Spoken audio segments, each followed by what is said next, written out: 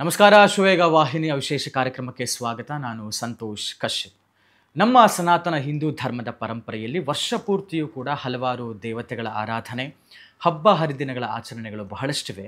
ಅಂಥದರಲ್ಲಿ ಪ್ರಮುಖವಾದ ಮುಂಚೂಣಿ ಸ್ಥಾನದಲ್ಲಿ ನಿಲ್ಲುವಂತಹ ಹಲವು ಹಬ್ಬಗಳಲ್ಲಿ ಒಂದು ಮಹಾವಿಷ್ಣುವಿನ 8ನೇ ಅವತಾರ, ಮನುಷ್ಯನ ಜೀವನದ ಮೂಲ ಏನು ಮತ್ತು ಹೇಗೆ ತನ್ನ ಜೀವನವನ್ನು ನಡೆಸಬೇಕು ಅನ್ನುವಂತಹ 18 ಅಧ್ಯಾಯಗಳ ಭಗವದ್ಗೀತೆಯಲ್ಲಿ ಬೋಧಿಸಿದಂತಹ ಗೀತಾಚಾರ್ಯ ಶ್ರೀಕೃಷ್ಣ ಪರಮಾತ್ಮನ ಹುಟ್ಟು ಜನ್ಮಾಷ್ಟಮಿಯ ಶುಭ ಸಂದರ್ಭದಲ್ಲಿದ್ದೇವೆ.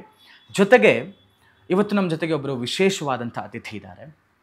ನಮ್ಮ ಧರ್ಮದಲ್ಲಿ ಸ್ವಾಮಿಗಳು ಮತ್ತು ಮಠಗಳಿಗೆ ತಮ್ಮದೇ ಆದಂಥ ಒಂದು ಪ್ರಾಮುಖ್ಯತೆ ಮತ್ತು ವೈಶಿಷ್ಟ್ಯತೆ ಇದೆ. ಅದೇ ರೀತಿಯಲ್ಲಿ ಇವತ್ತು ನಮ್ಮ ಜೊತೆಗಿರುವಂಥವರು ಮೇಲುಕೋಟೆಯ ಶ್ರೀ ರಾಮಾನುಜಾಚಾರ್ಯ ಪರಂಪರೆಯ ಶ್ರೀಗಳು. ತಮ್ಮ ಆಧ್ಯಾತ್ಮಿಕ ಸಾಧನೆಯ ಜೊತೆಗೆ ಸಾಮಾಜಿಕ ಹಿತಕ್ಕಾಗಿಯೂ ಸದಾ ತಮ್ಮ ಭಗವತ್ ಭಕ್ತರ ಒಂದು ಶ್ರೇಯಸ್ಸನ್ನು ಬಯಸುವಂತಹ ಪೂಜ್ಯ ಶ್ರೀಗಳು ಯದುಗಿರಿ ಯತಿರಾಜ ಜೀಯರ್ ಸ್ವಾಮಿಗಳು ಇವತ್ತು ನಮ್ಮ ಜೊತೆಗಿದ್ದಾರೆ. ಬನ್ನಿ ಅವ್ರನ್ನ ಮಾತಾಡಿಸ್ತಾ ಹೋಗೋಣ. ಗುರುಗಳೇ ನಮಸ್ಕಾರ. ಕಾರ್ಯಕ್ರಮಕ್ಕೆ ಭಕ್ತಿಪೂರ್ವಕ ಸ್ವಾಗತ. ಗುರುಗಳೇ, ನಾವು ಇವತ್ತು ಶ್ರೀಕೃಷ್ಣ ಜನ್ಮಾಷ್ಟಮಿಯ ಶುಭ ಪರ್ವಕಾಲದಲ್ಲಿದ್ದೇವೆ. ತಮ್ಮ ಒಂದು ಅನುಗ್ರಹ ಸಂದೇಶ ನಮ್ಮ ವೀಕ್ಷಕರಿಗೆ. ಖಂಡಿತ. ಶ್ರೀಮತಿ ರಾಮಾನುಜಾಯ ನಮಃ. ವಸುದೇವ ಸುತಂ ದೇವಂ ಕಂಸ ಚಾಣೂರಮರ್ದನಂ ದೇವಕಿ ಪರಮಾನಂದಂ ಕೃಷ್ಣಂ ವಂದೇ ಜಗದ್ಗುರುಂ ತಸ್ಮೈ ರಾಮಾನುಜಾರ್ಯಾಯ ನಮಃ ಪರಮಯೋಗಿನೇ ಯಶ್ ಶ್ರುತಿ ಸ್ಮೃತಿ ಸೂತ್ರಾಣಾಂ ಅಂತರ್ಜಲಮಶೀಷಮತ್. ನಮ್ಮೆಲ್ಲ ಅಶ್ವವೇಗದ ವೀಕ್ಷಕರಿಗೆ ಜನ್ಮಾಷ್ಟಮಿಯ ಶುಭಾಶಯಗಳು. ಈ ಜನ್ಮಾಷ್ಟಮಿ ಕೃಷ್ಣನ ಅನುಗ್ರಹ ಎಲ್ಲರ ಮೇಲೆ ಆಗಲಿ, ಎಲ್ಲರಲ್ಲೂ ಒಳ್ಳೆಯ ಕೃಷ್ಣ ಭಕ್ತಿ ಉಂಟಾಗಲಿ ಅಂತ ನಾನು ಆ ಕೃಷ್ಣನಲ್ಲೇ ಪ್ರಾರ್ಥನೆ ಮಾಡ್ತಾ ಇದ್ದೀನಿ.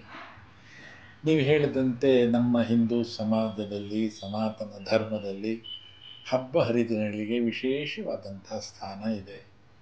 ಹಬ್ಬ ಹರಿದಿನಗಳ ಆಚರಣೆ ಅಂದರೆ ನಮ್ಮೆಲ್ಲ ಕಹಿ ಭಾವನೆಗಳನ್ನು, ನೋವನ್ನು ಮರೆತು ಸಂತೋಷವಾಗಿ ಭಗವಂತನ ಪೂಜೆ ಮಾಡ್ತಾ ಒಂದು ವರ್ಗದೊಡನೆ ಓಡಾಡ್ತಾ ಆಚರಣೆ ಮಾಡೋದೇ ಹಬ್ಬಗಳ ವಿಶೇಷತೆ.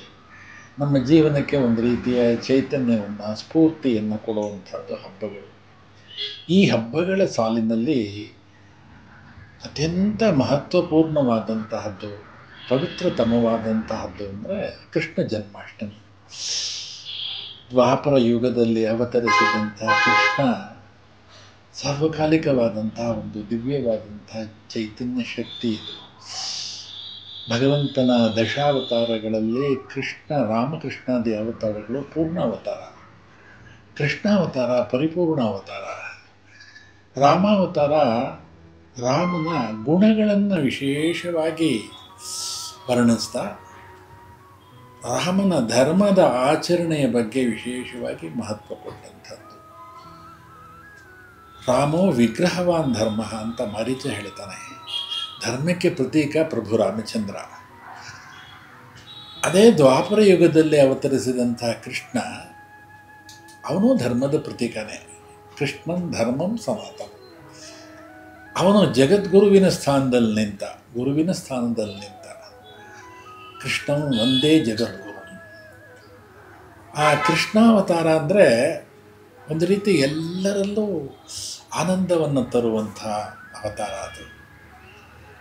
ಕೃಷ್ಣ ಮಾಡಿದಂತಹ ಬಾಲಲೀಲೆಗಳು, ಅವನು ತೋರಿಸಿದಂತಹ ಒಂದು ಅದ್ಭುತವಾದಂತಹ ಪವಾಡಗಳು, ವಿಸ್ಮಯಗಳು ಎಲ್ಲರನ್ನ ಬೆರಗುಗೊಳಿಸುತ್ತೆ.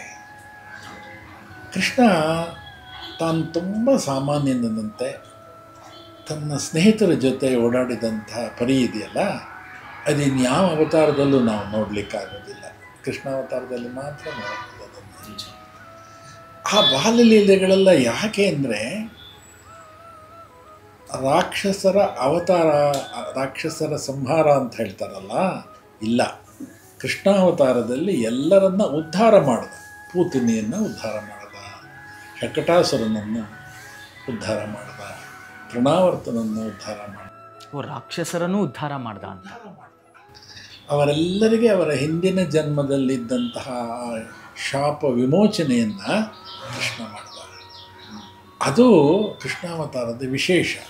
ಶ್ರೀಮದ್ ಭಾಗವತದಲ್ಲೇ ಪೂತನ ಸಂಹಾರ ಅಂತ ಹೇಳಲ್ಲ, ಪೂತನಿಯ ಉದ್ಧಾರ, ಕಾಳಿಯನ ಉದ್ಧಾರ, ಶಕಟಾಸುರನ ಉದ್ಧಾರ, ಈ ರೀತಿ ಅದೆಲ್ಲ ಆ ಲೀಲೆಗಳೆಲ್ಲ ಬಾಲ ಲೀಲೆಗಳು.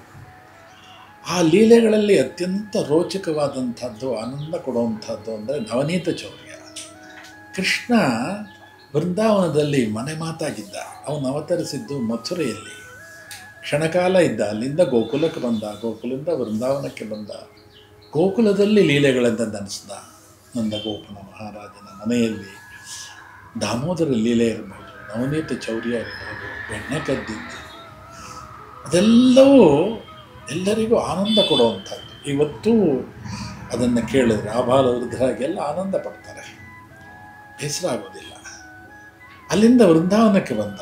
ವೃಂದಾವನದಲ್ಲಿ ನಡೆಸಿದಂಥ ಲೀಲೆಗಳು ಅನಂತವಾದಂಥದ್ದು. ಗೋವರ್ಧನಗಿರಿಧಾರಿಯಾಗಿ ಗೋವರ್ಧನಗಿರಿಯನ್ನು ಎತ್ತಿ ಇಡೀ ವ್ರಜಮಂಡಲದ ನಿವಾಸಿಗಳಿಗೆಲ್ಲ ರಕ್ಷಣೆಯನ್ನು ಕೊಟ್ಟು, ಅದೆಲ್ಲ ರಾಸಲೀಲೆ, ರಾಸಪಂಚಾಧ್ಯಾಯಿ ಶ್ರೀಮದ್ ಭಾಗವತದಲ್ಲಿ ಬಹಳ ವಿಶೇಷವಾದಂಥದ್ದು.